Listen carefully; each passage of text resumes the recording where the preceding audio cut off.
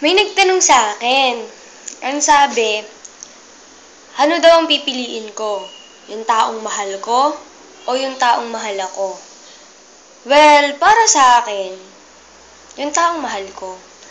Kasi sa taong mahal mo, hindi ka nagiging selfish. Dun sa taong may gusto sa'yo.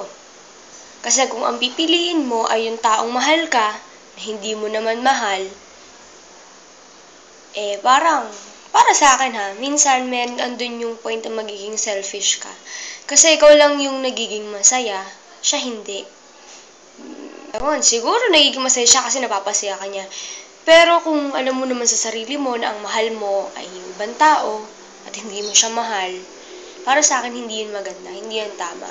Pero ang sabi nga nila, lahat naman daw ng taong nagmahal sa atin, natututunan din natin na mahalin sila. Well, siguro, pwede din na piliin mo yung taong mahal ka. Kasi assured ka doon na yun, mahal ka talaga. But sabi nga nila, ang love, ang relationship, give and take yan.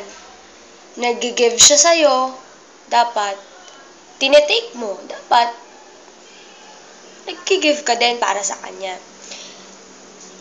So, minsan, situational din yan.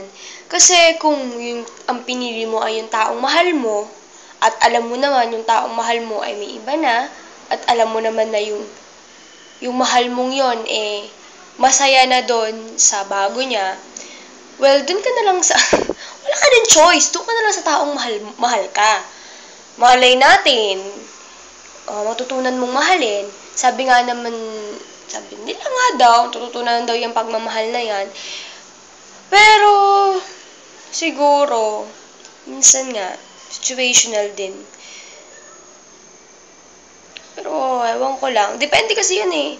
Kaya ko naman kasi nasagot na sa taong mahal ko, alam ko sa sarili ko na kahit may iba na yung babae, ayos lang sa akin. Kasi, alam kong masaya siya doon. Pero yet, sabi nga natin, it's unfair. Kasi nagiging selfish ako sa sarili ko. Kinukulong ko yung sarili ko sa isang tao naman na hindi ako mahal. So, which is, mali din yon. Pero, sabi nga nila, kailangan naman daw talaga na mag-take risk. So, nasa sa inyo din yun kung anong pipiliin nyo. Sige, magbago na ako ng choice. Doon na ako sa taong mahal ako. Kasi, feeling ko naman, kaya ko ding mahalin yung taong yun. Kasi sabi nga nila, di ba, pag binahal mo naman yung taong mahal mo, nagbigay kasi siya ng attention sa'yo. Sa akin kasi sa totoo lang, yung mga taong yon na yung taong minahal ko, siya kasi ang unang nagpakita sa akin lahat ng atensyon, ng care, love, tender love and care. Siya lahat kasi. Yung mga panahon yun, kahit nung una, hindi ko din siya ganun kagusto. Hindi ko din siya ganun kamahal. Pero natutunan ko siyang mahalin kasi pinakita niya sa akin na mahal niya ako. So, depends sa sitwasyon. Kung yung taong mahal mo ay may mahal ng iba at masaya na. Sabi nga nila, ang pagmamahal, yan ay pagpaparaya. Kung alam mo na yung taong yon ay masaya na, well, hayaan mo na. Masaya na siya Kung yan ay babalik sa'yo, mag-isip-isip ka. Dahil, siguro, nagkatampuhan lang yung mga yun. De, joke lang. Ngayon, pero kung gusto mo nang makalimot, kung gusto mo na talaga ng panibago, at ayaw mo na yung dun sa taong mahal mo, dahil nga masaya na siya, well, wag mo naman pagdamutan din yung sarili mo na magmahal ng iba. Yun nga, sabi naman nila, lahat naman daw, there's no harm in trying. So, try lang na try!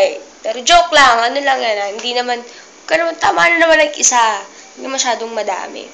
Kasi minsan, confusion din yun. Hindi mo nakikita ang tunay na nagmamahal sa'yo dahil sa sobrang dami mong ini-entertain. So, isa-isa lang.